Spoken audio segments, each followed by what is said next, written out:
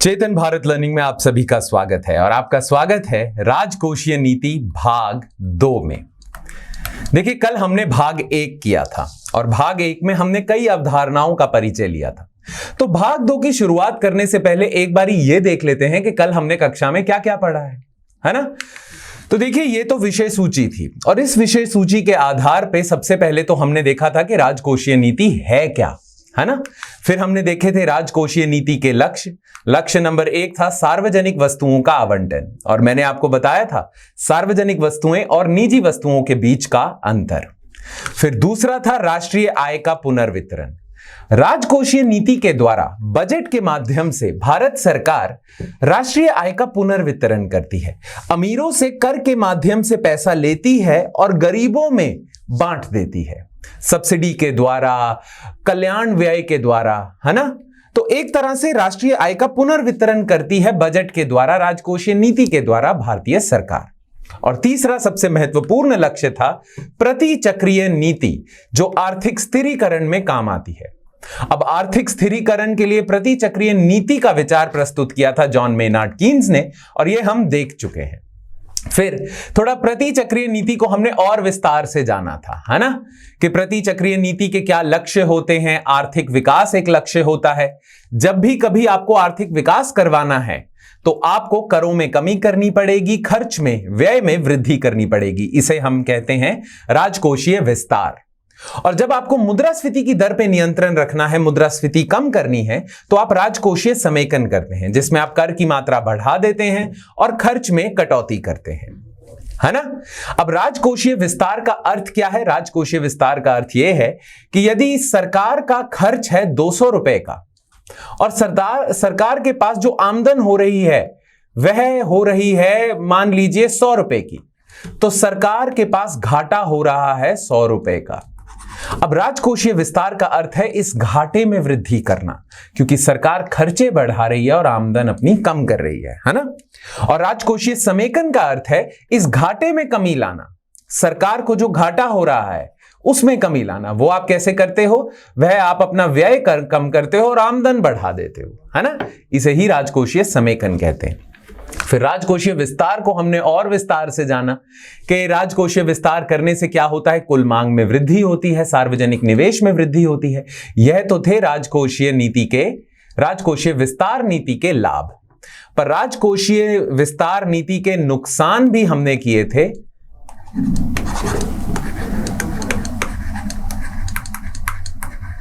नुकसान क्या थे? ये मुद्रास्फीति बढ़ जाती है।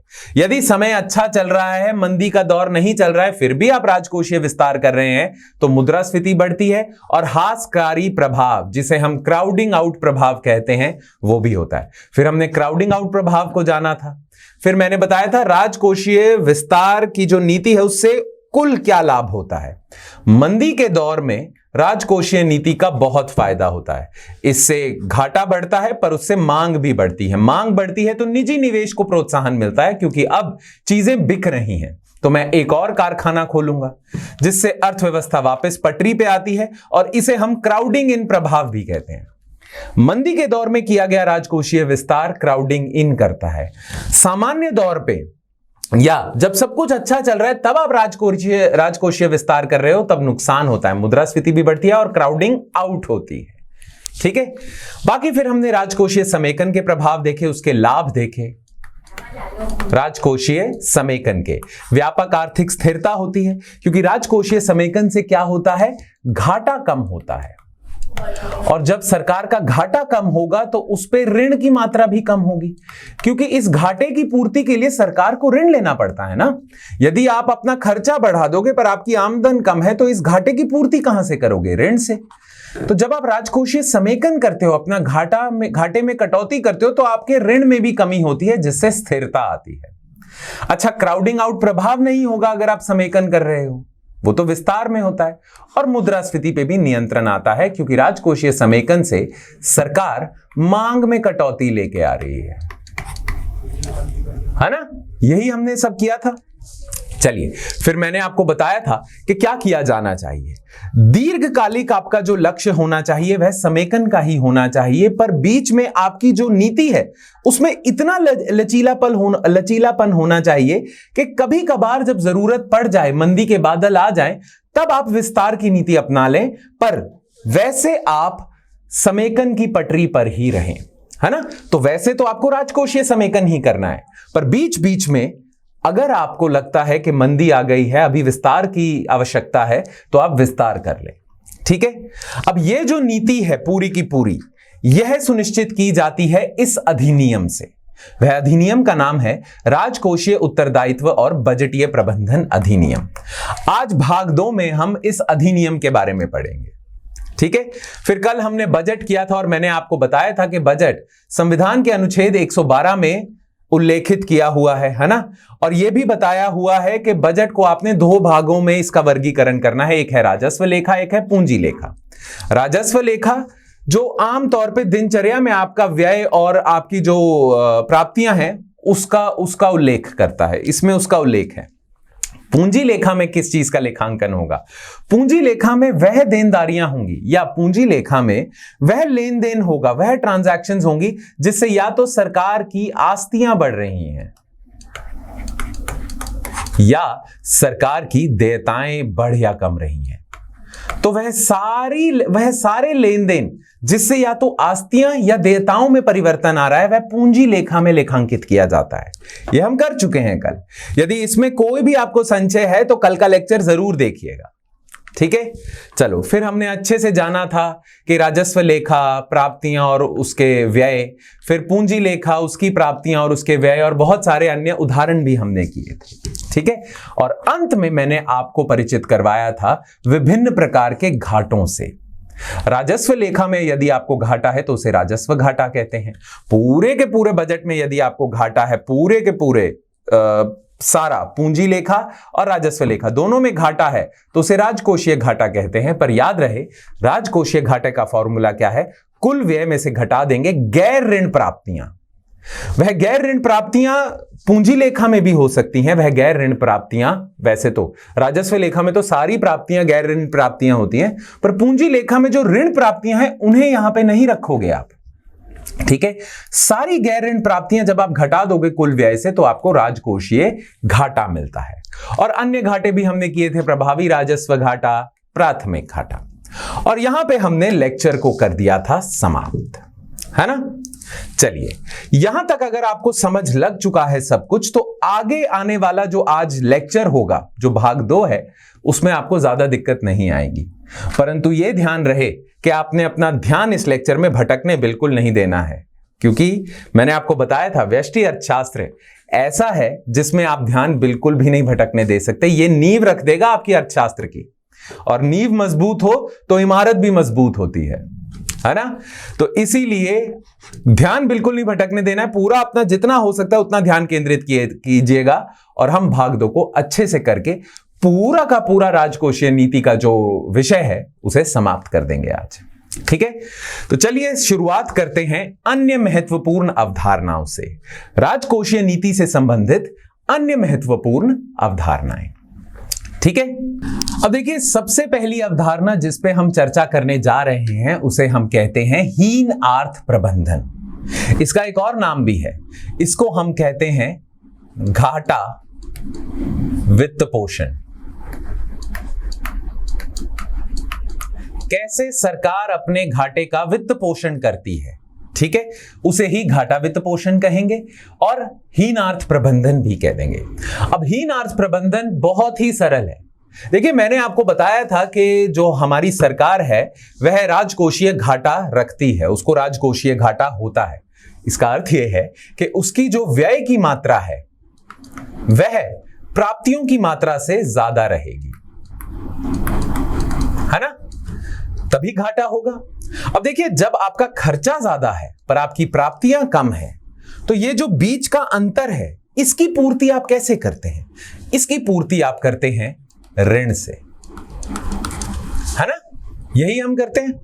अब देखिए, जो ये आपको घाटा हो रहा है इसकी पूर्ति जब आप ऋण लेके करते हैं, इसे ही घाटा वित्त पोषण कहा जाता है या हीन आर्थ प्रबंधन कहा जाता है। देखिए परिभाषा में ही देख लीजिए, जब सरकार का बजट घाटे का होता है अर्थात आय कम होती है और व्यय के इस अधिक्य को केंद्र बैंक से ऋण लेकर अथवा अतिरिक्त पत्र मुद्रा निर्गमित पूरा किया जाता है, तो यह व्यवस्था घाटे की वित्त व्यवस्था अथवा हीनार्थ प्रबंधन कहलाती है। इसका अर्थ क्या है? यदि आपको यह वाक्य थोड़ा जटिल लग रहा है तो मैं सरल शब्दों में आपको बता देता हूं। देखिए, जब भी सरकार को घाटा होता है तो उस घाटे की पूर्ति करने के लिए या तो वह आरबीआई का दरवाजा खटखटाती है और बोलती है, आरबीआई जी आप हमें ऋण दे दें। अब आरबीआई मुफ्त में तो ऋण देगा नहीं, आपको पता है ना, आरबीआई जब भी मुद्रा देगा किसी को तो बदले में कुछ आस्ती जरूर लेगा। हमने तुलन पत्र किया था ना आरबीआई का। तो जब सरकार को घाटा होता है वह आरबीआई से ऋण मांगने जाता है। अब आरबीआई उसे ऋण दे देता है, पर बदले में आरबीआई को यह जो सरकार है यह देती है एक ऋण पत्र, या आपको याद होगा सरकारी प्रतिभूतियां, याद है ना? तो जो भी जरिया हो सरकार, और हम तो ये भी जानते हैं कि प्रतिभूतियां, ऋण पत्र एक तरह के ऋण लेने के ही साधन है सरकार के। तो जब भी सरकार को घाटा होगा उसे ऋण लेने की आवश्यकता होगी और वो ऋण लेके अपने घाटे की पूर्ति करेगा, तो उसे हम हीनार्थ प्रबंधन कहते हैं या घाटा वित्त पोषण कहते हैं। घाटे का वित्त पोषण कहेंगे। अपने घाटे का पोषण कर रहे हो आप ऋण लेके, इसे ही हीनार्थ प्रबंधन कहा जाएगा। अब ऋण लेने के तरीके बहुत सारे हैं, है ना? या आप ऋण पत्र दे दें, ऋण पत्र, बॉन्ड, प्रतिभूतियों के जरिए आप ऋण ले ले, आरबीआई को प्रतिभूतियां देके ऋण ले ले, किसी भी सामान्य बैंक से ऋण ले ले, है ना? बहुत सारे रास्ते आपके सामने हैं। किसी भी रास्ते से यदि आप ऋण लेके अपने घाटे की पूर्ति करते हैं, इसे ही हीनार्थ प्रबंधन कहा जाता है। बहुत सरल है, ठीक है? पर हीनार्थ प्रबंधन की एक और किस्म भी है और वो किस्म है मुद्राकृत घाटा। अब देखिए मुद्रीकृत घाटा क्या होगा। मुद्रीकृत घाटा ध्यान से सुनिएगा, यह दूसरी अवधारणा है। जब भी सरकार को घाटा होता है उसे अपने घाटे की पूर्ति करनी है। अब वो पूर्ति करने के लिए ऋण लेता है, परंतु यदि सरकार आरबीआई को निर्देश दे दे कि देखो मुझे घाटा हो गया है और मुझे इस घाटे की पूर्ति करनी है, इस घाटे की पूर्ति करने के लिए आप नई मुद्रा का निर्माण कीजिए और मुझे दीजिए, तो मैं इस घाटे की पूर्ति करूंगा, ठीक है? तो जब भी सरकार अपने घाटे की पूर्ति करती है, आरबीआई को निर्देश देके कि वह नई मुद्रा का निर्माण करे और उसे दे दे, उसे मुद्रीकृत घाटा कहा जाता है। इसमें होता क्या है, घाटे का वित्त पोषण भी हो जाता है और नई मुद्रा का निर्माण भी हो जाता है, जिसकी वजह से M3, याद है, मुद्रा की मात्रा, उसमें भी वृद्धि होती है, ठीक है? तो मुद्रीकृत घाटा हीनार्थ प्रबंधन का ही एक भाग है, परंतु मुद्रीकृत घाटा में क्या होता है, सरकार का घाटे का भी वित्त पोषण होता है और नई मुद्रा का निर्माण भी होता है। आरबीआई नई मुद्रा का निर्माण करके सरकार को दे दे ताकि वह अपने घाटे की पूर्ति कर सके, इसे ही मुद्रीकृत घाटा कहते हैं। यदि अपने घाटे की पूर्ति सामान्य ऋण से पूरी की जा रही है तो वह हीनार्थ प्रबंधन है, पर यदि नए मुद्रा के निर्माण से अपने घाटे की पूर्ति की जा रही है उसे मुद्रीकृत घाटा कहा जाएगा। बड़ा ही सरल है। अच्छा, मुद्रीकृत घाटा में होता क्या है कि नई मुद्रा का भी निर्माण होता है, M3 की मात्रा भी बढ़ जाती है ना? आपकी मुद्रा की मात्रा बढ़ जाती है, आपकी इकोनॉमी में, आपकी अर्थव्यवस्था में तरलता भी बढ़ जाती है, ये सारी चीजें हो जाती हैं। खैर, अवधारणा यही है सरल शब्दों में, पर परिभाषा भी देख लेते हैं। मुद्रीकृत घाटा वह मौद्रिक सहायता है जो भारतीय रिजर्व बैंक द्वारा सरकार के उधार कार्यक्रम के हिस्से के रूप में केंद्र को प्रदान करता है। दूसरे शब्दों में, सरकार की व्यय आवश्यकता को पूरा करने के लिए केंद्रीय बैंक द्वारा सरकारी बॉन्ड को खरीद को संदर्भित करता है। अब देखिए, तो हम जानते हैं कि नई मुद्रा का निर्माण जब होगा, है ना, नई मुद्रा का निर्माण जब आरबीआई करेगा तो ऐसे ही तो सरकार को नहीं दे देगा, वह नई मुद्रा बना के वह सरकार को देगा, पर बदले में कुछ लेगा। क्या लेगा? प्रतिभूतियां, सरकारी प्रतिभूतियां, है ना? परंतु नई मुद्रा का निर्माण भी हो रहा है, घाटे की पूर्ति भी हो रही है, ठीक है? तो यह दो हो गए आपके, यह दो अवधारणाएं बहुत ही ज्यादा महत्वपूर्ण है और आए दिन आपको आपके समाचार पत्रों में दिख जाएगा, प्रश्न पुस्तिका में भी आपको दिख सकता है, ठीक है? तो इसीलिए यह दो आपने ध्यान रखने हैं अवधारणाएं, इन दोनों अवधारणाओं का ध्यान रखना है, ठीक है, चलिए बाकी अवधारणाओं के बारे में एक बात करते हैं और ये बहुत ही सरल है। तीसरी अवधारणा है हमारी संतुलित बजट की। अब संतुलित बजट जैसे कि नाम से ही पता चल रहा है, जब भी सरकार का कुल व्यय और सरकार की कुल गैर ऋण प्राप्तियां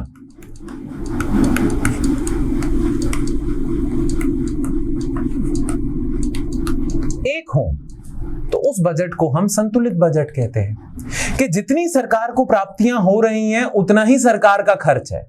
इसका अर्थ यह है कि सरकार को अपने व्यय की पूर्ति के लिए ऋण लेना नहीं पड़ रहा है ना। जितना खर्चा सरकार का है वह सारा का सारा खर्चा पूरा कर रही है सरकार अपनी आमदन से। जब ऐसा होता है तो उसे हम संतुलित बजट कहते हैं। संतुलित बजट एक ऐसी स्थिति है जब व्यय और राजस्व समान होते हैं। राजस्व या प्राप्तियां समान होती हैं, गैर ऋण प्राप्तियों की बात कर रहा हूं मैं, ठीक है, इसे हम संतुलित बजट कहेंगे।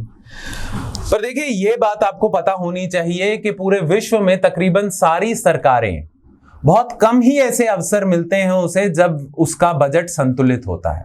ज्यादातर सरकारें घाटा ही निकालती हैं, ज्यादातर सरकारों को घाटा ही होता है। और देखिए घाटा करना भी सरकार की जरूरत है, क्योंकि सरकार किस लिए चुनी गई है? सरकार चुनी गई है लोगों का कल्याण करने के लिए। अब यदि सरकार घाटा नहीं कर रही है, सरकार लोगों से पैसा ले रही है और उतना ही पैसा उन पे खर्च कर रही है, तो वह सरकार कल्याण थोड़ी कर रही है। इसके विपरीत सरकार यह कर दे कि सरकार जितना पैसा ले रही है कर के द्वारा उससे कम ही खर्च कर रही है, तो घाटा बिल्कुल नहीं होगा, है ना। मान लीजिए सरकार की प्राप्तियां ज्यादा हैं और व्यय कम है, तो उसमें सरकार लोगों से पैसा ले रही है और उनको वापस कम दे रही है, ये तो और गलत होगा। यह सरकार तो कभी चुनी नहीं जाएगी। इसीलिए घाटा कई बार सरकारों की राजनीतिक मजबूरी होती है। और राजनीतिक मजबूरी भी क्यों कहें, आर्थिक मजबूरी भी है, क्योंकि घाटा होगा तभी लोगों का कल्याण होगा, और कल्याण करना ही अर्थव्यवस्था का या अर्थशास्त्र का एक उद्देश्य है। जन कल्याण होना चाहिए, है ना। तो इसलिए घाटा तो हमेशा होता है, और भारत सरकार हमेशा राजकोषीय घाटा, राजस्व घाटा दोनों ही रखती है। घाटा तो हमेशा होगा। बहुत कम ऐसे अवसर मिले हैं पूरे विश्व में जब संतुलित बजट रहा है, ठीक है। घाटा तो हमेशा होगा। संतुलित बजट एक तरह से देखा जाए कम ही ऐसे अवसर मिलते हैं, ठीक है। अब चलिए संतुलित बजट तो आपको समझ आ गया, और इससे आपको यह भी पता चल गया कि घाटा होना सरकारों को एक अटल सत्य है, होता ही होता है। परंतु देखिए घाटा आपको किस प्रकार का हो रहा है इस पे निर्भर करता है कि आप अपनी अर्थव्यवस्था का संचालन कैसे कर रहे हैं। आपकी राजकोषीय नीति की गुणवत्ता इस चीज पे निर्भर करती है कि आपका घाटा किस प्रकार का है। घाटा होगा ही होगा, सभी अर्थशास्त्री ये मानते हैं कि घाटा होगा ही होगा, परंतु घाटा हो किस चीज में रहा है उस पे निर्भर करती है आपकी अर्थव्यवस्था की गुणवत्ता या राजकोषीय नीति की गुणवत्ता, ठीक है। अब ये क्या बात हुई, घाटा किस प्रकार का होता है, ये क्या बात हुई, मैं आपको बताता हूं, ध्यान से सुनिएगा। देखिए सरकार को घाटा होगा, परंतु यदि सरकार इस घाटे की पूर्ति या सरकार का यह घाटा इस वजह से हो रहा है क्योंकि उसके जो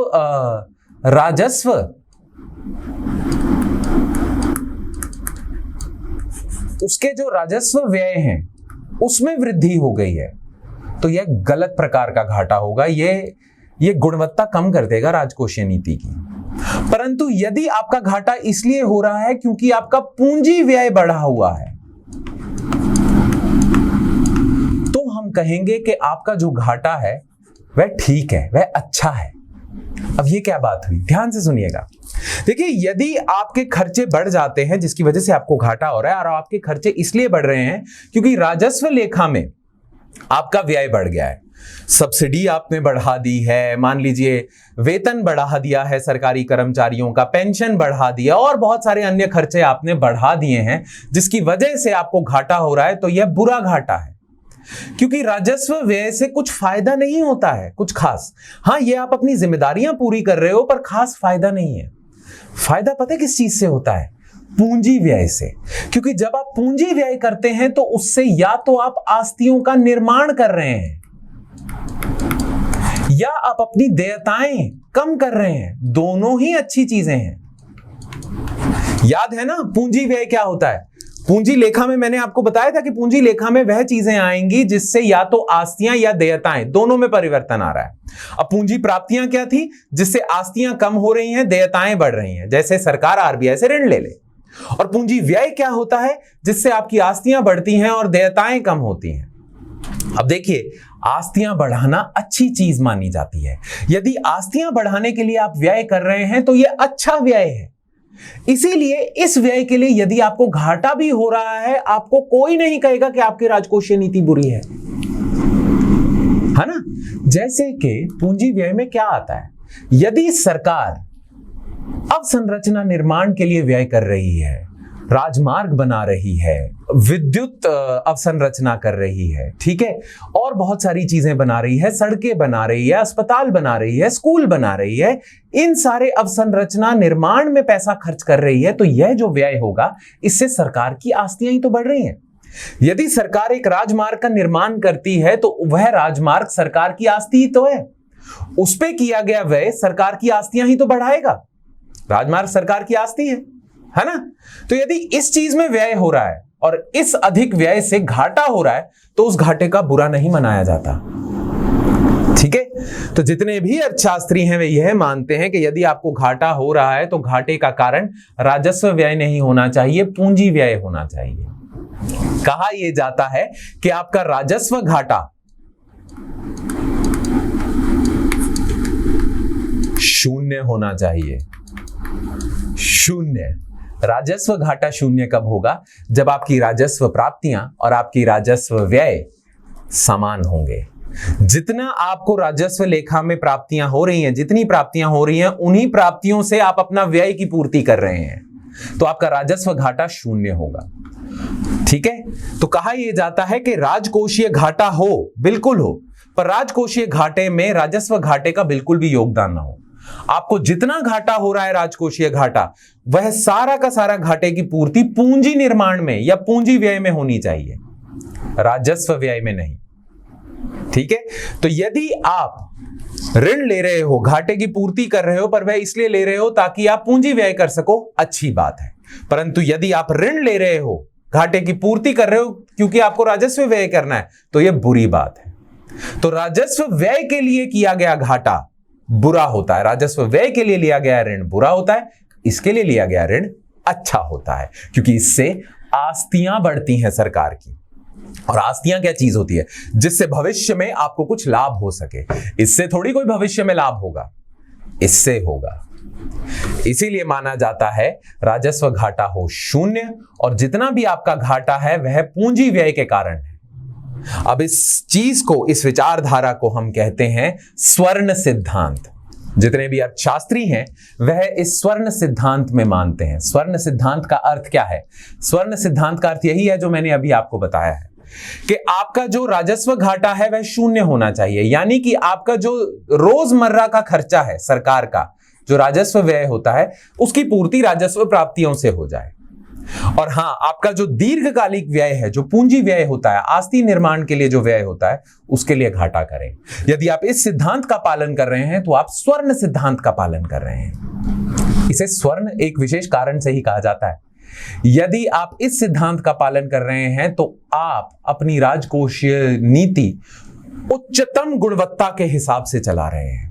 उच्चतम गुणवत्ता है आपकी राजकोषीय नीति की यदि इस सिद्धांत का पालन हो रहा है। और उच्चतम कोई धातु है तो वह स्वर्ण ही है, इसीलिए इसे स्वर्ण सिद्धांत कहा जाता है।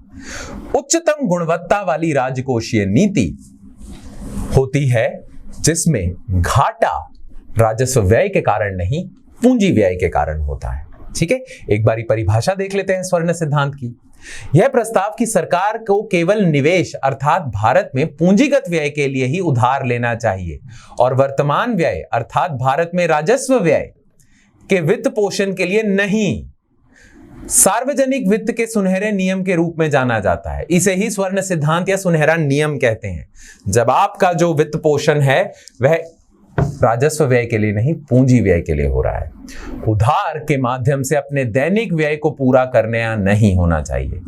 उधार आप दैनिक व्यय के लिए ना लें, पूंजीगत वस्तुओं के निर्माण के लिए लें या अपनी आस्तियां बढ़ाने के लिए लें। इसे ही स्वर्ण सिद्धांत कहते हैं राजकोषीय नीति का। याद रहेगा ये? ठीक है, चलिए आगे बढ़ते हैं। अब देखिए 3-4 और अवधारणाएं कर लेते हैं। इसको हम कहते हैं हेलीकॉप्टर मनी, हेलीकॉप्टर मुद्रा या हेलीकॉप्टर ड्रॉप। देखिए यह जो अवधारणा है या यह जो विचार है, यह मिल्टन फ्रीडमैन, एक बहुत ही प्रख्यात आपके अर्थशास्त्री थे, 20वीं सदी के ही थे। अभी कुछ ही साल पहले मतलब उन्होंने अर्थशास्त्र में काफी चीजें दी हैं, काफी सिद्धांत प्रस्तुत किए थे। तो मिल्टन फ्रीडमैन का एक सिद्धांत था या मिल्टन फ्रीडमैन की एक अवधारणा थी या उनका एक विचार था जिसे हम कहते हैं हेलीकॉप्टर मनी। अब देखिए मिल्टन फ्रीडमैन क्या कहते हैं, और मिल्टन फ्रीडमैन के इस सिद्धांत का प्रयोग बहुत सारी अर्थव्यवस्थाओं ने किया है, बहुत सारे देशों ने किया है। अब देखिए ध्यान से सुनिए, मिल्टन फ्रीडमैन का ये हेलीकॉप्टर ड्रॉप का सिद्धांत क्या कहता है। मिल्टन फ्रीडमैन कहते हैं कि देखिए मान लीजिए आपकी अर्थव्यवस्था में बहुत ही खतरनाक मंदी आ गई है, बहुत ही ज्यादा खतरनाक मंदी आ गई है। अब मंदी बहुत ज्यादा खतरनाक का अर्थ यह होता है कि आपकी अर्थव्यवस्था में मांग तो बुरी तरह गिरी हुई है, लोगों के पास मुद्रा की कमी है, पैसा ही नहीं है, और बाजार में मुद्रा का संचालन भी अच्छे से नहीं हो रहा है। मंदी है, जितने भी उत्पादक हैं उनका उत्पाद बिक नहीं रहा है, लोगों की खरीदने की क्षमता नहीं है, पैसा है ही नहीं। ठीक है, अब मिल्टन फ्रीडमैन कहते हैं जब भी बहुत ज्यादा अधिक खतरनाक मंदी आ जाती है, तब 2 कार्य करने होते हैं आपको। एक आपको करना होता है विस्तारवादी मौद्रिक नीति का पालन करना होता है, यानी कि मुद्रा की मात्रा बढ़ानी होती है ना। विस्तारवादी मौद्रिक नीति या मुद्रा विस्तार करना होता है, आपको मुद्रा बढ़ानी है। आपको होगा क्या कि जब आप मुद्रा बढ़ा देंगे, लोगों के पास पैसा ज्यादा आएगा, मांग बढ़ने लग जाएगी और इससे मंदी के बादल थोड़े से छंटने लग जाएंगे। तो जब भी खतरनाक मंदी होती है, मुद्रा बढ़ा देनी चाहिए। अब मुद्रा कितनी होनी चाहिए, इस बात का निर्णय कौन लेता है? आरबीआई, है ना। तो मिल्टन फ्रीडमैन कहते हैं जब मंदी खतरनाक है तब मुद्रा की मात्रा बढ़ा देनी चाहिए आरबीआई को या किसी भी केंद्रीय बैंक को।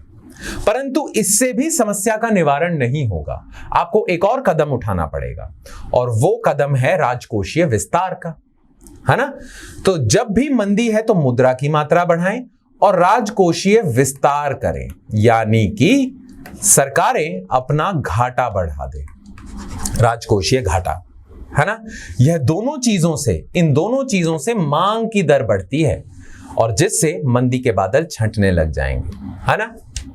अब मिल्टन फ्रीडमैन कहते हैं कि क्यों ना हम ऐसा कर दें कि आरबीआई को बोले कि आप मुद्रा छापो, सरकार को दो, और सरकार उस पैसे को, उस नई मुद्रा को लोगों के जमा खातों में जमा कर दे, बैंक अकाउंट में जमा कर दे।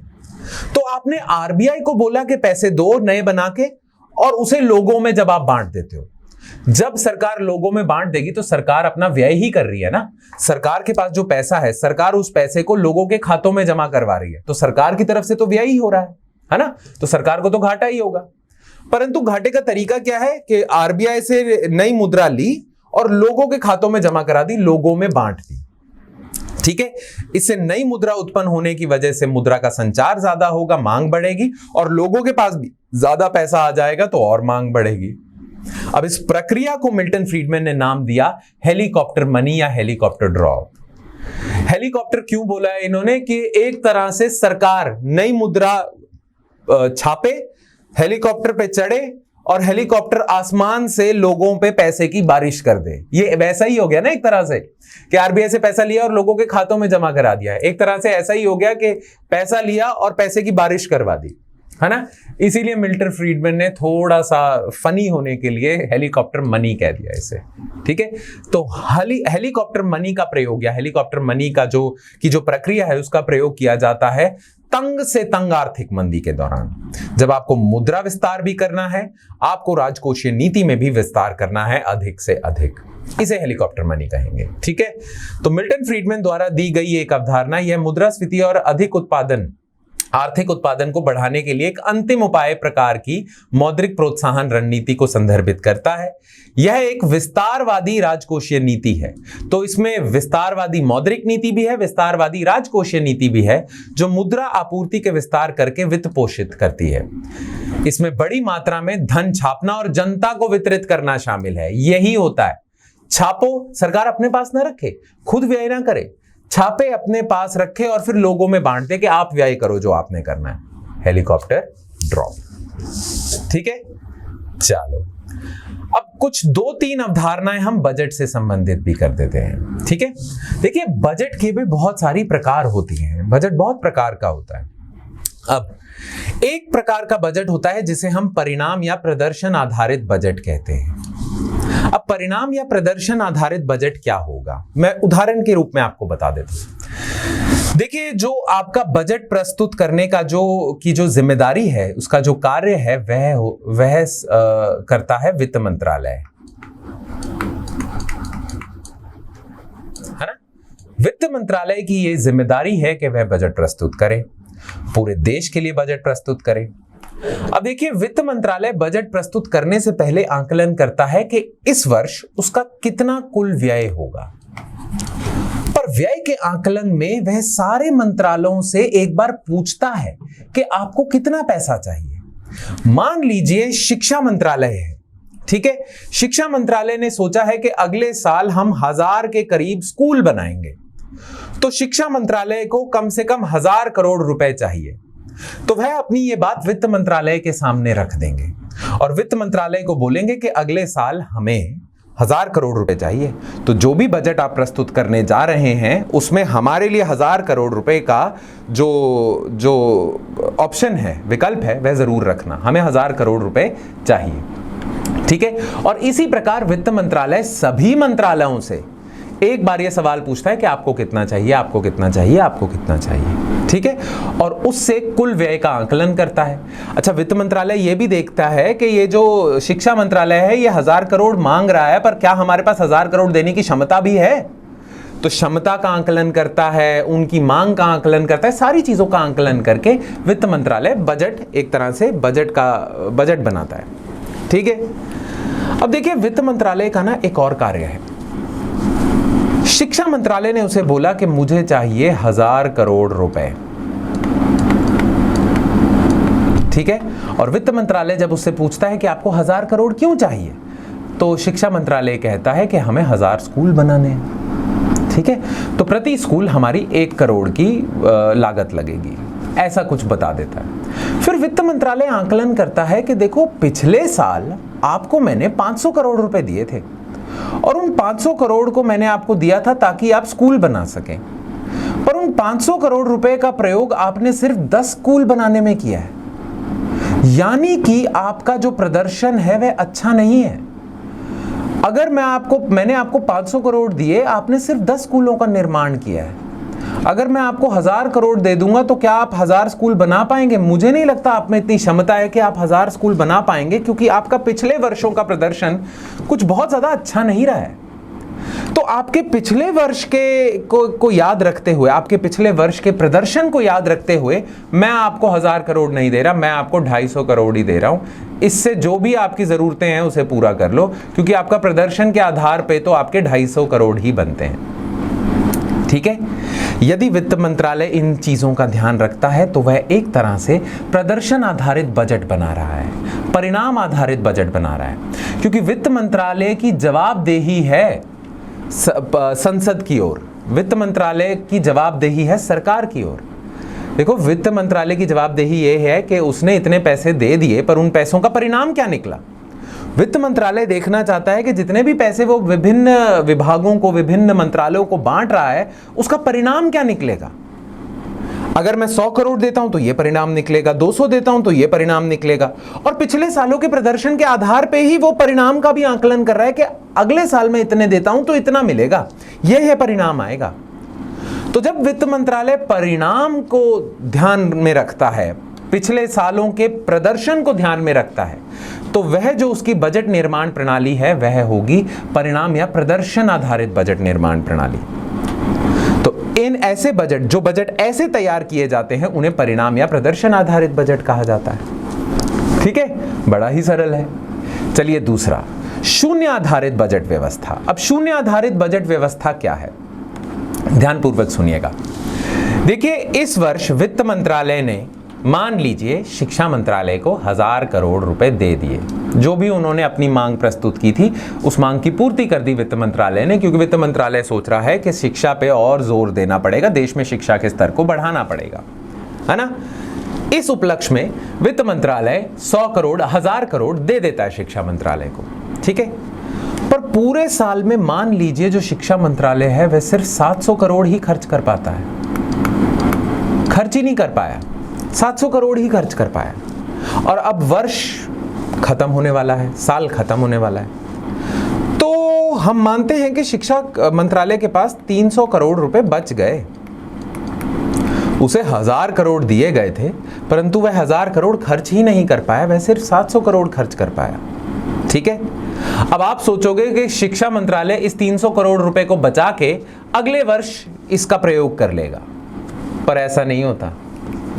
जितना पैसा वह खर्च कर पाए वह खर्च कर लेंगे, जितना पैसा बच जाएगा वह वापस वित्त मंत्रालय के पास आ जाएगा, शिक्षा मंत्रालय के पास ये 300 करोड़ नहीं रहेंगे। ये होता है शून्य आधारित बजट, कि जितना आपको धन दिया गया है, जितना आपको पैसा दिया गया है, यदि उसमें से कुछ पैसा शेष रह जाता है, आप वह नहीं खर्च कर पाए, तो वह पैसा वापस आ जाएगा।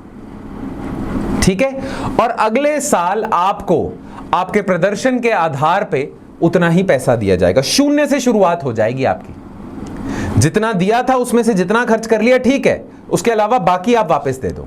और अगले साल आपको कितना देना है उसकी शून्य से मैं शुरुआत करूंगा, शून्य से देखूंगा कि कितने आपको देने चाहिए जिससे ये परिणाम आए। तो वित्त मंत्रालय अगले साल क्या करेगा, देखेगा कि यार इन्हें 1000 करोड़ दे तो दो, पर ये 1000 करोड़ पचा नहीं सकते, इनकी खर्च करने की क्षमता ही नहीं है, तो मैं 1000 करोड़ तो इन्हें इस बार नहीं दे रहा। तो ये तो परिणाम के आधार पे वह बजट का निर्माण कर रहा है, पर शिक्षा मंत्रालय को पैसे शून्य से ही शुरू करके दिए जाएंगे। ठीक है, इसे कहते हैं शून्य आधारित बजट व्यवस्था। और भारत में ही इन दोनों का पालन होता है, इन दोनों व्यवस्थाओं का पालन होता है। भारत की जो बजट निर्माण प्रणाली है उसमें इन दोनों चीज़ों का ध्यान रखा जाता है। परंतु अब मुझे आशा है कि आपको ये दोनों चीज़ें समझ आ गई हैं। ठीक है, और आखिरी है बहुत ही सरल, लिंग आधारित बजट।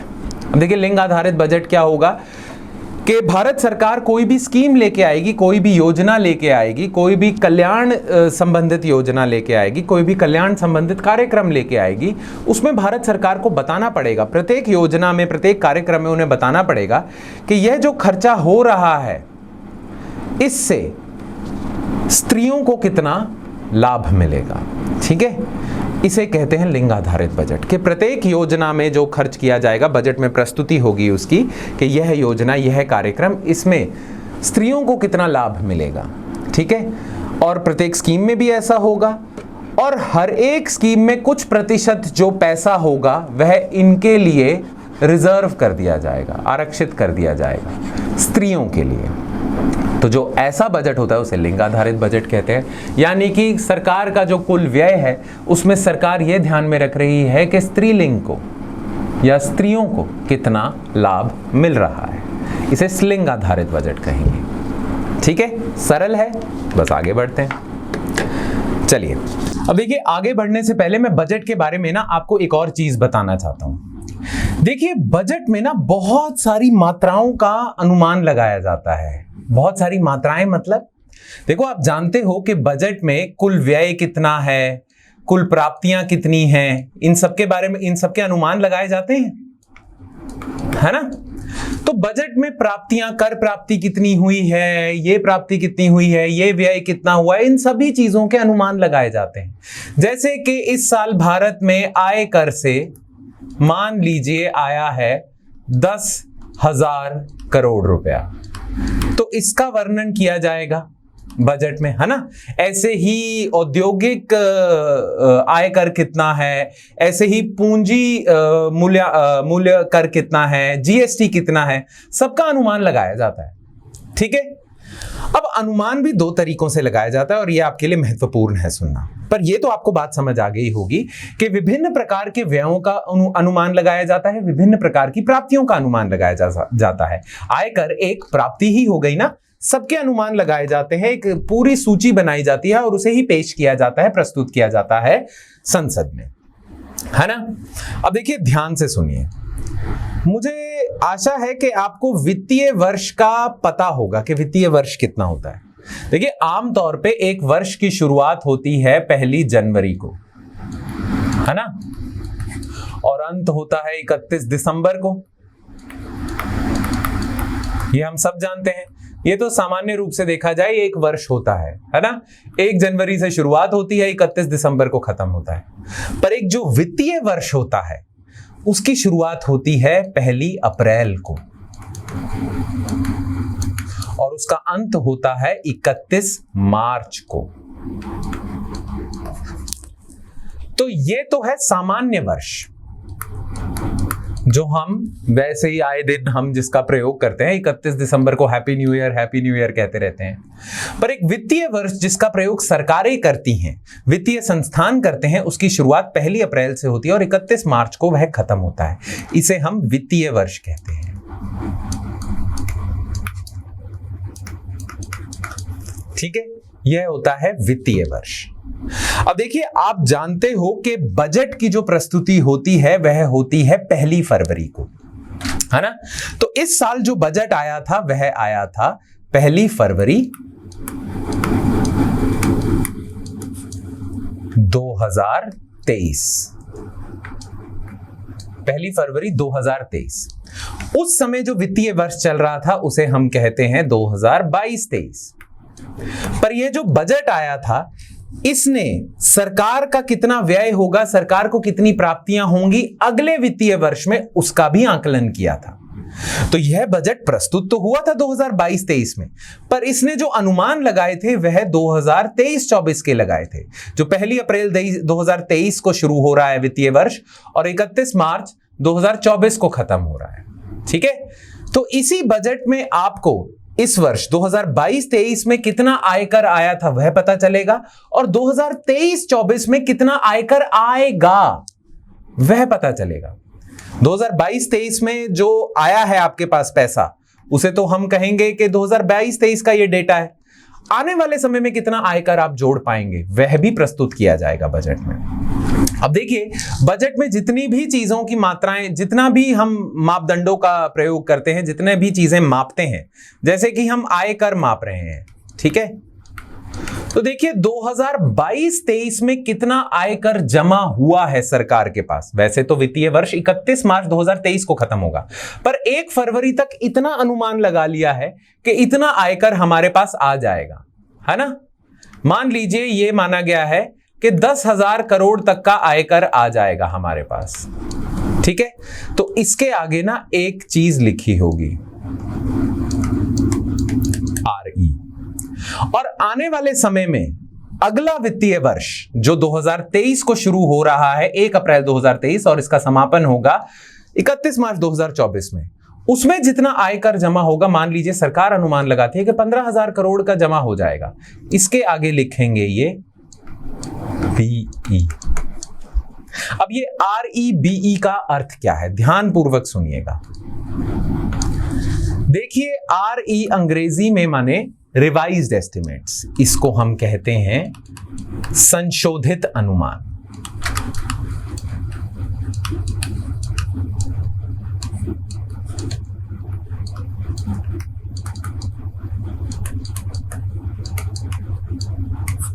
ठीक है, और BE का अर्थ है बजट एस्टिमेट्स, यानी कि बजट अनुमान।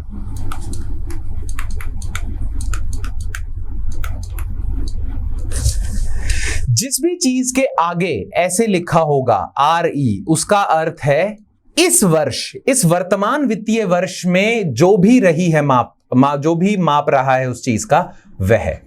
तो मान लीजिए लिखा हुआ है कि आयकर हमारे पास आया है 10,000 करोड़ रुपए, उसके आगे RE लिखा हुआ है, तो वर्तमान वर्ष में जितना आपके पास आयकर आया है ये उसको संदर्भित कर रहा है, उसको संबोधित कर रहा है। ठीक है।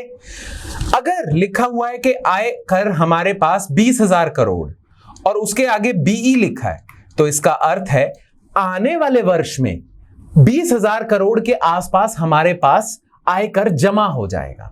तो यहां पे अनुमान लगाया जा रहा है कि कितना हो सकता है। यहां पे जितना आपके पास आ चुका है उसके आधार पे आप बता रहे हो कि इस वित्तीय वर्ष में इतना आ जाएगा।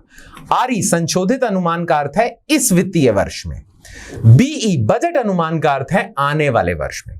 तो इस साल जो बजट पेश हुआ था, प्रस्तुत किया गया था, उसमें जो भी चीजें लिखी थी सबके आगे जिन जिन चीजों के आगे आरई लिखा हुआ है उसका अर्थ है वह बात कर रहे हैं 2022-23 की, और जिन जिन चीजों के आगे बीई लिखा हुआ है वह बात कर रहे हैं 2023-24 की। तो अब जब आप बजट देखेंगे तो उसमें कहीं बीई लिखा है बजट अनुमान या आरई लिखा है संशोधित अनुमान, तो उसका अर्थ आप समझ जाएंगे। लिखा हुआ है कि हमारा शिक्षा पे जो व्यय है वह 1 लाख करोड़ का है और शिक्षा पे व्यय 1 लाख करोड़ का है, उसके आगे आरई लिखा है, इसका अर्थ है 2022-23 में इतना खर्चा किया है। यदि बीई लिखा होता तो आने वाले समय में सरकार इतना खर्चा करने जा रही है। ठीक है, तो किसी भी चीज के आगे बीई और आरई जो लिखा होता है उसका अर्थ आपको पता होना चाहिए। ठीक है, ये ध्यान में रखना। चलिए आगे बढ़ते हैं। अब हम आखिर में बात करेंगे राजकोषीय उत्तरदायित्व और बजटीय प्रबंधन अधिनियम की। महत्वपूर्ण अधिनियम है और इसके बारे में हल्का फुल्का मैं आपको पहले बता चुका हूं, है ना। देखिए, हम जानते हैं कि जो राजकोषीय नीति है वह अच्छे से उसका संचालन करना चाहिए, प्रतिचक्रीय संचालन करना चाहिए। प्रतिचक्रीय नीति जो कीन्स ने बताई थी उसके तहत करना चाहिए। पर देखो, जो हमारी सरकारें रही हैं ना अभी तक, उन्होंने थोड़ा गैर जिम्मेदाराना तरीका अपनाया है। जितनी भी सरकारें रही हैं 2003 से पहले, वह सभी वित्तीय विस्तार ही करती जा रही थी। अब वित्तीय विस्तार का अर्थ क्या है कि कर कम करती जा रही थी और व्यय बढ़ाती जा रही थी। सरकारों की जो प्राकृतिक जो उनकी टेंडेंसी होती है ना, वह यही होती है, विस्तार की होती है। सरकारें बहुत गैर जिम्मेदाराना रुख अपना रही थी। अब गैर जिम्मेदाराना क्यों? क्योंकि यदि जब जरूरत नहीं है तब भी आप वित्तीय विस्तार कर रहे हो तो आप अपनी अर्थव्यवस्था को स्थिर नहीं रख रहे हो, अर्थव्यवस्था खराब कर रहे हो, अपने पे ऋण का बोझ बढ़ाते जा रहे हो। परंतु सरकारें बाज नहीं आ रही थी, वह विस्तार करती जा रही थी। और सरकारें विस्तार क्यों करती जा रही थी? बड़ी सरल सी बात है, बहुत ही सरल सी बात है। देखिए, लोकतंत्र में सरकार का प्रथम उत्तरदायित्व होता है लोगों के प्रति, है ना। लोग जो चाहते हैं वह उसे करना पड़ता है, नहीं तो वह दोबारा सरकार नहीं बना सकते। वोट चाहिए लोगों के। लोकतंत्र में वोट ही सबसे बड़ी चीज है, सरकारों को वोट चाहिए। अब यदि कोई सरकार कर बढ़ा देगी तो लोग नाराज नहीं हो जाएंगे, अगली बार वोट ही नहीं करेंगे। जन कल्याण के लिए यदि सरकार व्यय कम कर देगी या सब्सिडी कम कर देगी तो लोग नाराज नहीं हो जाएंगे। अब आप जानते हो, घाटे को कम करने के लिए, ऋण को कम करने के लिए, राजकोषीय समेकन करने के लिए आपको कर बढ़ाना पड़ता है और व्यय में कटौती करनी पड़ती है। परंतु कोई भी सरकार यह करने को राजी नहीं थी, क्योंकि उन्हें डर होता था कि वोट नहीं मिलेंगे। वोट बैंक की राजनीति चल रही थी, ठीक है, और इससे अर्थव्यवस्था बिगड़ती जा रही थी, क्योंकि हर सरकार, प्रत्येक सरकार विस्तारवादी नीति का चुनाव करती जा रही है, विस्तार करती जा रही है, विस्तार करती जा रही है। सरकारों पे ऋण बढ़ता जा रहा है, ऋण बढ़ता जा रहा है, ठीक है, बिल्कुल ही असहनीय ऋण बढ़ता जा रहा है सरकारों पे। और आप जानते हो, राजकोषीय विस्तार यदि अच्छे समय में आप विस्तार कर रहे हो तो उसका हाशकारी प्रभाव भी पड़ता है, क्राउडिंग आउट प्रभाव, और मुद्रास्फीति भी बढ़ती जाती है। तो तकरीबन सभी सरकारें विस्तार करती जा रही हैं, ऋण बढ़ता जा रहा है, मुद्रास्फीति बढ़ती जा रही है, हाशकारी प्रभाव बढ़ता जा रहा है, देश की अर्थव्यवस्था अस्थिर होती जा रही है। फिर भी सरकारें बाज नहीं आ रही। क्यों? क्योंकि उन्हें सबसे प्रमुख उनका उद्देश्य है वोट हासिल करना। उसके चक्कर में ये सारे नुकसान भी हो रहे हैं। सरकार कहती है कोई बात नहीं, पर सरकार में रहेंगे तभी तो इन नुकसानों को देख पाएंगे। सरकार में रहने के लिए लोगों को खुश रखना है, और इसी चक्कर में सरकार विस्तारवादी नीतियां अपनाती जा रही थी। और चुनावों के 1 वर्ष पूर्व जब भी सरकार 5 वर्षों के लिए आती है, 5वें वर्ष तो सरकार बहुत ज्यादा विस्तारवादी नीति का चुनाव करती थी, क्योंकि उन्हें पता है कि अगले 1 साल में चुनाव हो जाएंगे, उसमें हमें वोट चाहिए, तो इसीलिए और ज्यादा विस्तारवादी हो जाती थी। विस्तारवादी होने के चक्कर में सारी प्रणाली बिगाड़ देती थी अर्थव्यवस्था की। ठीक है, अब ऐसा सरकार क्यों कर पा रही थी? वोट हासिल करने के चक्कर में, वोट हासिल करने के लालच में सरकार अर्थव्यवस्था को बिगाड़ रही थी, विस्तारवादी नीति अपनाई जा रही थी। ऐसा सरकार क्यों कर पा रही थी?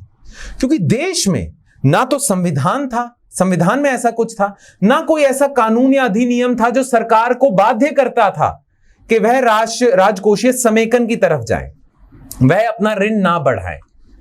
सरकार पे कोई बाध्यता नहीं थी, कोई बाधा नहीं थी सरकार पे। इसीलिए 2003 में सोचा गया कि एक ऐसे अधिनियम को पारित करना पड़ेगा जो सरकार को बाध्य करे कि वह अपना राजकोषीय घाटा कम रखे, और राजकोषीय घाटे में तभी वृद्धि करे जब मंदी का दौर चल रहा है, वरना दीर्घकालिक उसका लक्ष्य राजकोषीय घाटा कम करने का हो। विस्तारवादी नीति नहीं, समेकनवादी नीति होनी चाहिए आपकी, है ना।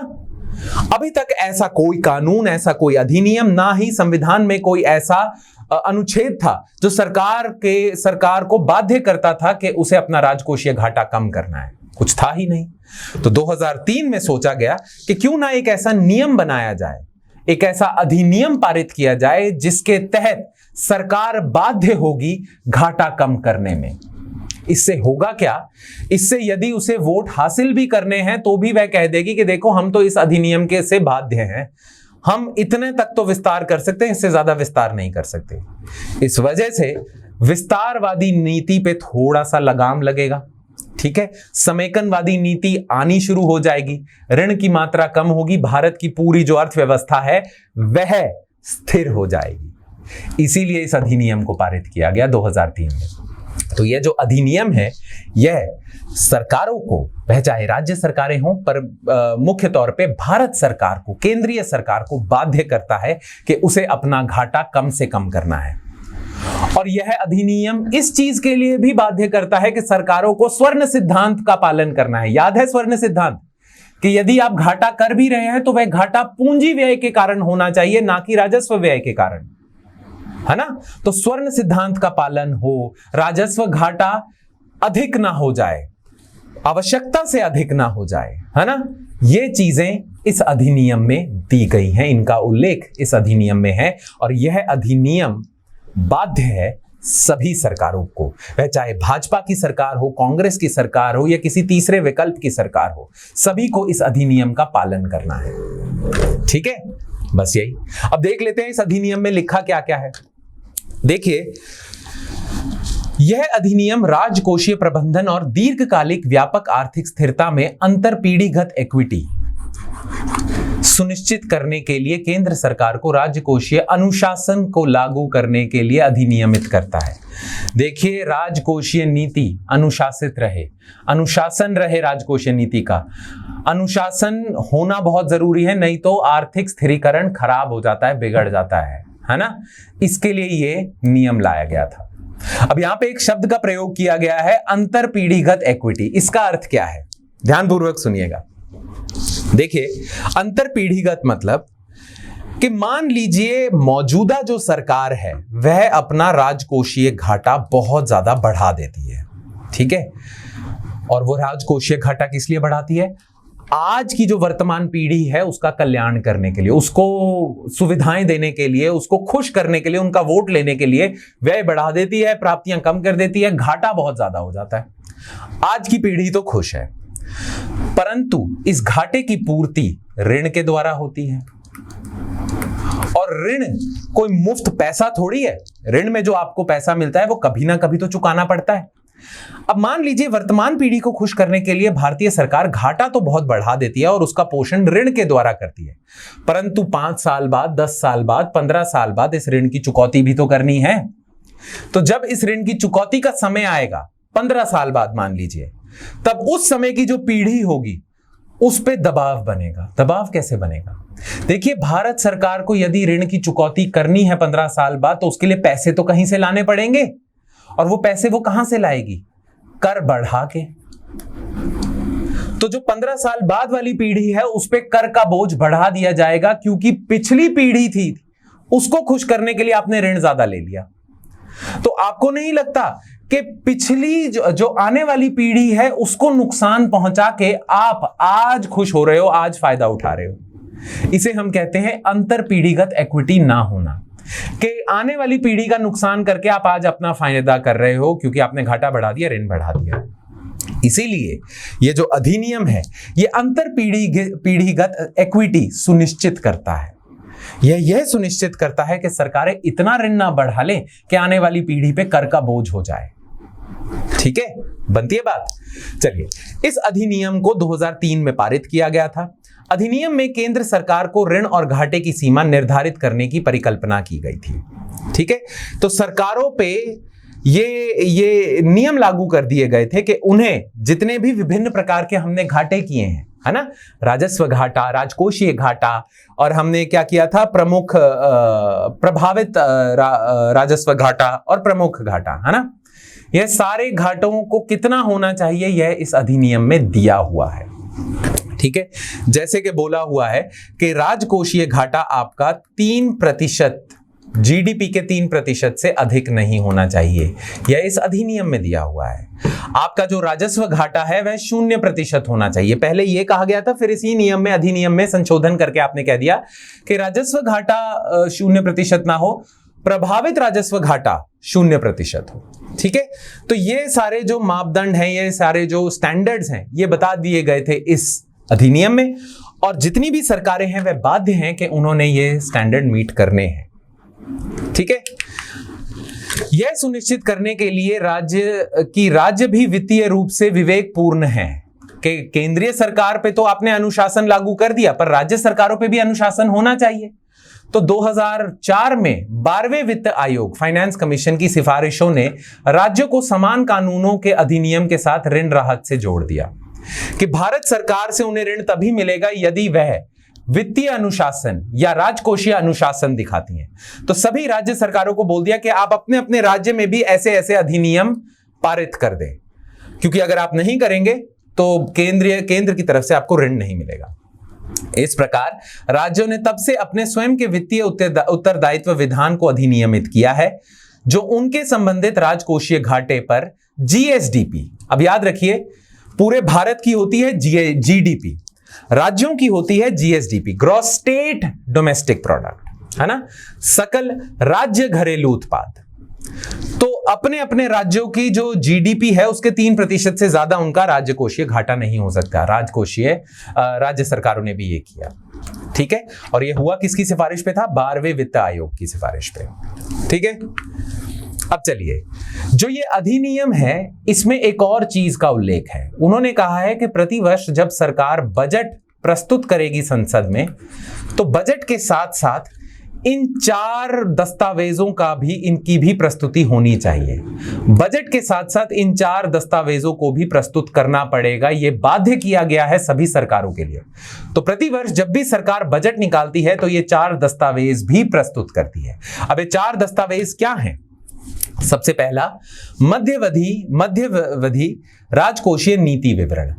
अब ये मध्यवधि राजकोषीय नीति विवरण क्या है? इसमें ना सरकार आने वाले 3 वर्षों में उनका राजकोषीय घाटा कितना होगा और कैसे कैसे कम होगा, वह इस विवरण में इसका उल्लेख होता है। जैसे कि मान लीजिए आज बजट प्रस्तुत हो रहा है और आज ये दस्तावेज भी प्रस्तुत हो रहा है, मध्यवधि राजकोषीय नीति विवरण।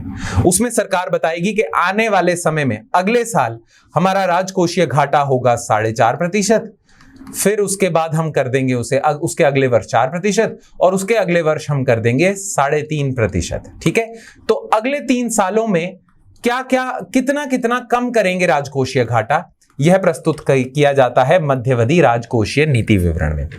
मध्यवधि का अर्थ ही 3 वर्ष होता है।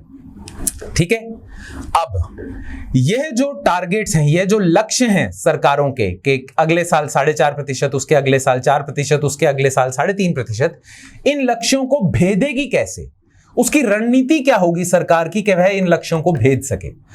वह रणनीति प्रस्तुत करनी होती है राजकोषीय नीति रणनीति विवरण में। तो यह जो दस्तावेज है इसमें सरकार बताती है कि कैसे इन लक्ष्यों को हम पूरा करेंगे। ठीक है, तो पूरी रणनीति अपनी साझी करती है संसद के साथ। उसके अलावा तीसरा जो आपका दस्तावेज होगा वह होगा समष्टि अर्थशास्त्र रूपरेखा विवरण। समष्टि अर्थशास्त्र रूपरेखा विवरण मतलब कि पूरे जो भारत की समष्टि अर्थव्यवस्था है, ठीक है, पूरी की पूरी जो अर्थव्यवस्था है इसकी क्या रूपरेखा है, इसमें स्थिरता है नहीं है, वह सब होगा इस दस्तावेज में। और आखिर में भारत सरकार को बजट के साथ साथ बताना पड़ेगा कि उसकी व्यय की रूपरेखा क्या है मध्यावधि में, यानी कि आने वाले 3 वर्षों में उसकी व्यय की रूपरेखा क्या होगी, कितना वह व्यय बढ़ाएगी, किन किन जगहों पे बढ़ाएगी, व्यय की पूरी रूपरेखा इस दस्तावेज में प्रस्तुत की जाती है। तो ये चारों के चारों दस्तावेज बजट के साथ ही प्रस्तुत किए जाते हैं, संसद में प्रस्तुत किए जाते हैं और संसद में ही इन्हें पारित किया जाता है। ठीक है, बस यही था आपका ये अधिनियम। बस याद रहे प्रत्येक अधिनियम में आपको, प्रत्येक अधिनियम नहीं, प्रत्येक बजट में इस अधिनियम के अनुरूप आपको अपने राजकोषीय लक्ष्य भेदने होते हैं। ठीक है, जैसे कि बताया गया है कि आपका जो राजकोषीय घाटा है,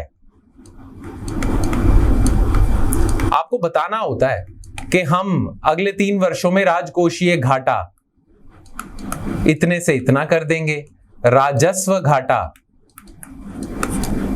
इतने से इतना कर देंगे, और बाकी जो अन्य 2 घाटे हैं उनके बारे में भी बताना होता है कि अगले 3 वर्षों में हम इन्हें कैसे कम करेंगे मध्यावधि राजकोषीय नीति विवरण में। तो सरकार जो नियंत्रण रखती है ना, वह सिर्फ राजकोषीय घाटे पे नहीं रखती, राजस्व घाटा, प्रभावित राजस्व घाटा, प्रमुख घाटा, तीनों पे, चारों पे नियंत्रण रखती है, चारों के बारे में लक्ष्य देती है इस विवरण में।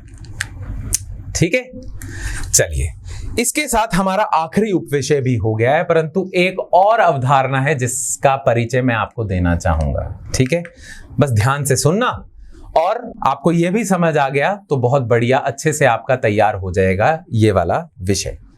ठीक है, देखिए यह जो उपविषय है या यह अवधारणा मैं आपको इसलिए बता रहा हूं क्योंकि इससे संबंधित आर्थिक समीक्षा का जो दस्तावेज प्रस्तुत किया जाता है प्रत्येक वर्ष, उसमें बहुत बार इस अवधारणा का वर्णन किया हुआ है, और इस अवधारणा से संबंधित प्रश्न भी पूछे गए हैं बहुत सारी राज्य लोक सेवाओं के परीक्षाओं में और यूपीएससी की परीक्षाओं में। तो आपको पता होना चाहिए रिकार्डियन तुल्यता प्रस्ताव क्या है, यह अवधारणा क्या है। ठीक है, तो अब हम बात करते हैं रिकार्डियन तुल्यता प्रस्ताव, या इसे रिकार्डियन तुल्यता भी कह देते हैं। अब रिकार्डियन एक बहुत ही प्रख्यात अर्थशास्त्री थे 19वीं शताब्दी में। ठीक है, इनका नाम था डेविड रिकार्डो, और इन्होंने ये विचार प्रस्तुत किया था, इसीलिए इस अवधारणा को हम कहते हैं रिकार्डियन तुल्यता प्रस्ताव। अब इन्होंने क्या कहा था, और बहुत सारे अर्थशास्त्री, वर्तमान समय के अर्थशास्त्री इनके प्रस्ताव का समर्थन नहीं करते हैं।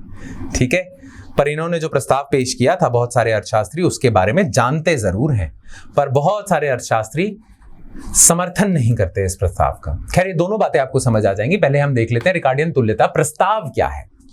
ठीक है, देखो अभी थोड़ी देर पहले मैंने आपको बताया था कि यदि सरकार का व्यय बढ़ जाए, ठीक है, तो उसे हो जाएगा घाटा, है ना। यदि सरकार का व्यय बढ़ जाए तो उसे हो जाएगा घाटा, परंतु उसे घाटा तभी होगा यदि वह अपना कर नहीं बढ़ाता है। देखो, यदि सरकार का व्यय बढ़ जाए तो इस व्यय की पूर्ति के लिए उसके सामने 2 विकल्प हैं। एक, या तो वह कर की मात्रा बढ़ा दे, लोगों से ज्यादा कर वसूल करे और अपना व्यय की पूर्ति कर ले, ठीक है, या कर की मात्रा ना बढ़ाए, घाटा कर ले, और घाटे की पूर्ति तो ऋण से होती है ना।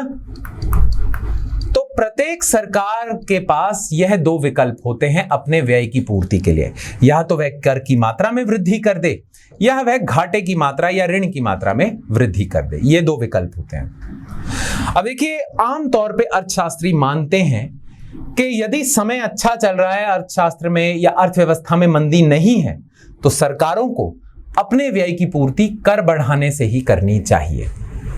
ठीक है, कुछ अर्थशास्त्री ऐसा मानते हैं कि कर बढ़ा दो और उससे अपने व्यय की पूर्ति कर लो, ऐसा ठीक रहेगा।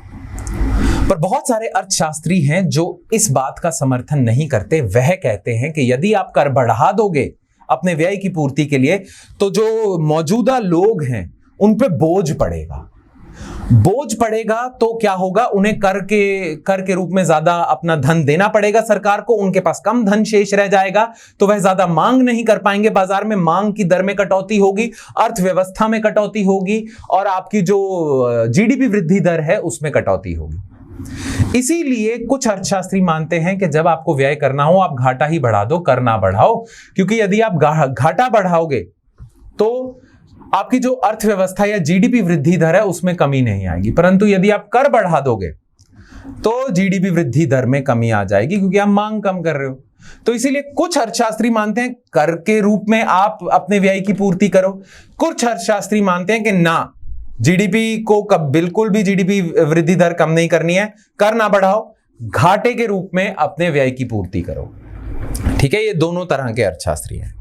अब देखिए, आप में से बहुत लोग भी इस बात से सहमत हो रहे होंगे कि हाँ, क्यों कर बढ़ाने, लोगों पे क्यों बोझ डालना, घाटे के रूप में ही व्यय की पूर्ति कर लो। इसके जवाब में वह अर्थशास्त्री जो कर का समर्थन करते हैं वह पता है क्या कहते हैं? वह कहते हैं कि देखो, आप ना नुकसान पहुंचा रहे हो लोगों पे। नुकसान क्या पहुंचा रहे हो? देखो, आज अगर आप घाटे के रूप में अपने व्यय की पूर्ति कर रहे हो तो इस घाटे के लिए ऋण लेना पड़ रहा है आपको, है ना? अब ये ऋण की चुकौती कभी ना कभी तो आपको करनी है। जब आप 15 साल बाद, 20 वर्षों बाद जब इस ऋण की चुकौती करोगे तब तो आपको कर बढ़ाने पड़ेंगे, है ना? तो आप आज की पीढ़ी को खुश करने के लिए उनकी वृद्धि दर के बारे में ज्यादा सोचते हुए आप आने वाली पीढ़ी पे बोझ डाल रहे हो, उनकी वृद्धि दर कम कर रहे हो, क्योंकि आने वाली पीढ़ी पे कर की दरें बढ़ जाएंगी, मांग कम हो जाएगी, वृद्धि दर जीडीपी की कम हो जाएगी। तो आज की जीडीपी के लिए आप कल की जीडीपी या कल की पीढ़ी पे नुकसान, कल की पीढ़ी पे बोझ ज्यादा डाल रहे हो। ये तो गलत बात है। इसीलिए घाटा कम से कम रखो, हाँ, कर थोड़ा सा बढ़ा दो या दोनों के बीच में एक संतुलन ले आओ कि थोड़ा कर से थोड़ा घाटे से, ऐसा कुछ करो। क्योंकि अगर आप आज घाटा ही करते हो तो आने वाले वृद्धि के बारे में सोच, आर्थिक वृद्धि को ध्यान में रखते हुए, तो आने वाली पीढ़ी की वृद्धि दर पे तो आप बोझ डाल रहे हो, क्योंकि कभी ना कभी तो कर बढ़ाने पड़ेंगे, है ना? अब यहां पे डेविड रिकार्डो आते हैं और कहते हैं ऐसा कुछ भी नहीं होता। डेविड रिकार्डो पता क्या कहते हैं? डेविड रिकार्डो कहते हैं कि तुम दोनों आपस में ऐसे ही लड़ी जा रहे हो। यदि सरकार का व्यय है, सरकार अगर इस व्यय की पूर्ति कर के माध्यम से करे चाहे घाटे के माध्यम से करे, कोई फर्क नहीं पड़ता। अब डेविड रिकार्डो ऐसा क्या कैसे कह रहे हैं कि तुम दोनों लड़ते जा रहे हो, लड़ते जाओ, कोई बात ही नहीं है। चाहे कर का प्रयोग कर लो चाहे घाटे का प्रयोग कर लो, एक ही बात रहेगी। इस पे कर वाले पता है क्या कहते हैं? कर वाले कहते हैं अभी जो मैंने अभी थोड़ी देर पहले आपको चीज समझाई है कि आने वाली पीढ़ी पे बोझ बढ़ जाएगा, वह आपको समझ नहीं आ रही रिकार्डो साहब? क्या बात कर रहे हो आप? अभी तो मैंने आपको बताया कि यदि आप घाटे का चुनाव करते हो तो ऋण बढ़ेगा, ऋण की चुकौती करनी तो है ही है, तो लोगों पे बोझ नहीं पड़ेगा। तो इस पे डेविड रिकार्डो पता है क्या कहते हैं? डेविड रिकार्डो कहते हैं कि ये जो आपने बात बोली है ना, इसमें ना आपकी एक मान्यता मतलब दिख रही है मुझे। वह मान्यता है कि आप लोगों को बेवकूफ समझते हैं। अब ये लोग कहेंगे ऐसे कैसे, हम कहां समझते हैं बेवकूफ? डेविड रिकार्डो कहेंगे कि यदि सरकार आज घाटा कर लेती है जिससे उसे ऋण लेना पड़ता है, ठीक है, अब लोगों पे तो बोझ नहीं पड़ रहा, लोगों के पास पैसा है, पर लोग बेवकूफ भी नहीं है। लोग अपने आने वाले समय के बारे में सोचते हैं, लोगों को भविष्य की चिंता होती है, लोग अपने आने वाली पीढ़ी के बारे में भी सोचते हैं। प्रत्येक बाप, हर एक व्यक्ति अपने बच्चों के बारे में सोचता है, ठीक है। अब ये जो लोग हैं जिन्हें दिख रहा है कि ऋण के रूप में आप अपने व्यय की पूर्ति कर रहे हो, इन्हें पता है कि आने वाले समय में कर बढ़ेंगे क्योंकि इस ऋण की चुकौती करनी है, तो ये पहले से ही बचत करके रखेंगे, पहले से ही अपनी बचत बढ़ा लेंगे। ये जो भी इनके पास शेष पैसा आ रहा है, क्योंकि सरकार ने ऋण ले लिया है, तो जो भी इनके पास पैसा आ रहा है ये सारा का सारा खर्च नहीं करेंगे, ये ज्यादा से ज्यादा बचा लेंगे, क्योंकि इन्हें पता है आने वाले समय में कर बढ़ेंगे तो इनके पास पैसा नहीं रहेगा, तो इसीलिए बचत करके रखो, मेरी आने वाली पीढ़ी खुश रहे। ठीक है। तो इसीलिए आपका जो कहना है कि आने वाली पीढ़ी को नुकसान होगा, वो बात ही नहीं बनती, क्योंकि अभी की पीढ़ी समझदार है, वह बचत करेगी और आने वाली पीढ़ी को अपने सपोर्ट करेगी। तो ऐसे ही आप ना रोते रहो, कुछ नहीं होगा। तो कर वाले शांत बैठ जाएंगे, फिर घाटे वाले बोलेंगे कि देखा हमने तो कहा था, तुम एम ही बोली जा रहे हो, ठीक है, कर वाले ऐसी बोली जा रहे हो, कुछ भी लड़ी जा रहे हो। दिखा तो दिया रिकार्डो साहब ने कि कर से करो, अगर घाटा होगा तो आने वाली पीढ़ी को कोई नुकसान नहीं होगा, क्योंकि घाटा होगा, ऋण आएगा तो लोग बचत करनी शुरू कर देंगे, तो आने वाली पीढ़ी को कोई नुकसान नहीं होगा, तो घाटा ही करना चाहिए। फिर रिकार्डो इनकी तरफ रुख करेंगे और रिकार्डो इनको बोलेंगे कि आप घाटा करवाना क्यों चाह रहे हो। तो घाटे वाले पक्ष के लोग बोलेंगे कि देखो हम तो इसलिए कह रहे हैं कि कर अगर आप बढ़ा दोगे तो लोगों पे बोझ पड़ेगा, तो लोगों पे जब बोझ पड़ेगा तो वे ज्यादा खर्च नहीं कर पाएंगे, लोग ज्यादा खर्च नहीं कर पाएंगे, तो मांग की दर गिर जाएगी, जीडीपी वृद्धि दर गिर जाएगी। ठीक है, तो इसीलिए हम घाटे का चुनाव कर रहे हैं। तो डेविड रिकार्डो इन्हें बोलेंगे, अब मेरी बात ध्यान से सुनना। अभी थोड़ी देर पहले मैंने आपको बताया कि यदि आप घाटा लगाते हो तो लोग बचत करनी शुरू कर देते हैं, क्योंकि आने वाली पीढ़ी का ख्याल करना है उन्होंने। तो लोग अगर बचत करनी शुरू कर देंगे तो लोग अपना खर्च नहीं कम कर रहे। तो जब आप घाटा ले रहे हो तो लोगों ने अपनी बचत दर बढ़ा दी है, जिसकी वजह से उन्होंने खर्चा कम कर दिया, बचत ज्यादा करनी शुरू कर दी है। अब अगर लोग खर्चा कम करेंगे तो बाजार में मांग कम नहीं हो जाएगी। बाजार में मांग कम हो जाएगी तो वृद्धि दर, जो आप सोच रहे थे, जिस चीज के लिए आप घाटा कर रहे थे कि वृद्धि दर बढ़ेगी, मांग दर बढ़ेगी, वो तो हो ही नहीं रहा है, क्योंकि लोगों ने बचत करनी शुरू कर दी है। तो इस पे ये कहेंगे मतलब फिर क्या? तो डेविड रिकार्डो कहेंगे वही तो मैं कह रहा हूं कि चाहे आप कर के माध्यम से व्यय की पूर्ति कर लो या घाटे के माध्यम से व्यय की पूर्ति कर लो, ना इस पीढ़ी पे ना आने वाली पीढ़ी पे कोई अंतर पड़ेगा, कोई फर्क पड़ेगा। कर के माध्यम से करोगे तो ठीक है, इन लोगों के पास ज्यादा पैसा नहीं आएगा, ये बचत नहीं करेंगे। घाटे के माध्यम से करोगे तो देखो, कर के माध्यम से, दोबारा मैं रिपीट कर देता हूं, कर के माध्यम से करोगे तो लोगों पे पैसा की कमी आ जाएगी, तो मांग दर गिर जाएगी, आर्थिक वृद्धि उतनी तेजी से नहीं बढ़ेगी। ठीक है, घाटे के माध्यम से करोगे तो लोग बचत करनी शुरू कर देंगे, मांग फिर नहीं बढ़ेगी, आर्थिक वृद्धि फिर ज्यादा तेजी से नहीं होगी, तो दोनों में कोई फर्क नहीं पड़ता और आने वाली पीढ़ी पे भी कोई फर्क नहीं पड़ेगा। ठीक है, इसे कहते हैं रिकार्डियन इक्विवेलेंस या रिकार्डियन तुल्यता। कुछ भी करो कोई फर्क नहीं पड़ता, ना आने वाली पीढ़ी पे ना वर्तमान पीढ़ी पे। ये जो विचार था ये रिकार्डियन ने प्रस्तुत किया था, इसीलिए इसे रिकार्डियन तुल्यता प्रस्ताव कहा जाता है। अब यह प्रस्ताव आपको समझ आ गया। अब मेरा आपसे प्रश्न ये होगा कि आप इनके प्रस्ताव से सहमत हैं?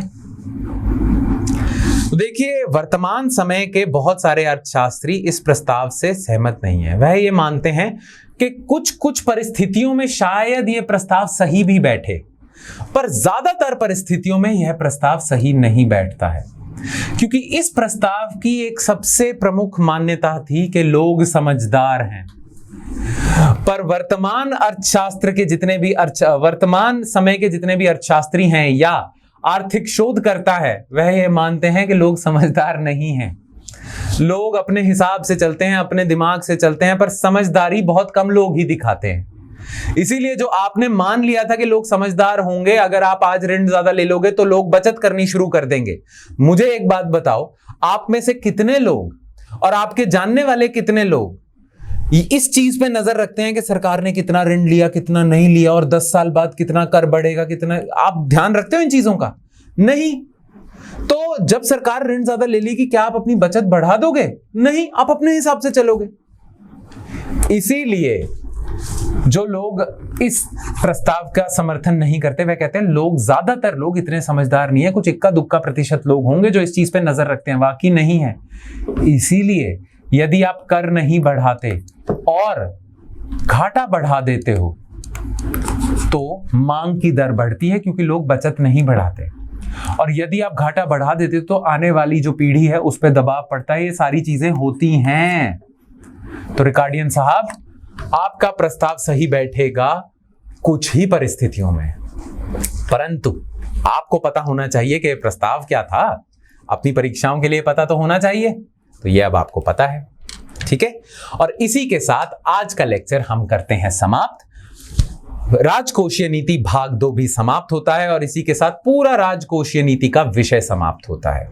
मुझे आशा है आपको पसंद आया होगा और जो जो चीजों पे हमने चर्चा की है वह आपको समझ आई है। यदि आपको कोई भी संशय है, कोई भी डाउट है, तो नीचे दिए गए कमेंट सेक्शन का सदुपयोग कीजिएगा। कोई भी आपको समस्या है उसे हमें जरूर बताइए, हम उस समस्या का निवारण करने के लिए ही बैठे हैं, क्योंकि हमारा भी मुख्य उद्देश्य यही है कि आप सभी जो हमारे साथ जुड़े हुए हैं वह अपनी परीक्षा में उत्तीर्ण हो। ठीक है, तो चलिए इसी आशा के साथ मैं आज का लेक्चर समाप्त करता हूं। धन्यवाद।